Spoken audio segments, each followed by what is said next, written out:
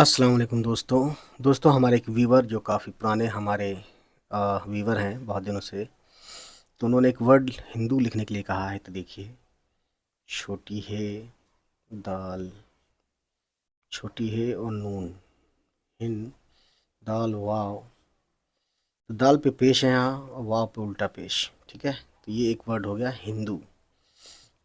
I think इसमें ऐसे ही लिखते होंगे हिंदी में, या ऐसे। तो दोस्तों ये जो वर्ड है, ठीक है, इसका प्लूरल फॉर्म भी होता है। तो प्लूरल फॉर्म मैं आपको बताऊं, उसको बोलते हैं हुनूद। ठीक है, तो ये वर्ड है हुनूद। ठीक है ना। तो बस इतनी सी कहानी है। और ये अगर बात की जाए कि ये इसका असल वर्ड यानी टेकन कहाँ से किया गया, तो ये टेकन किया गया पर्शियन यानी फ़ारसी से लिया गया है। ठीक है ना, ठीक है ना। और ये है प्लूरल और हिंदू वर्ड है सिंगुलर। ठीक।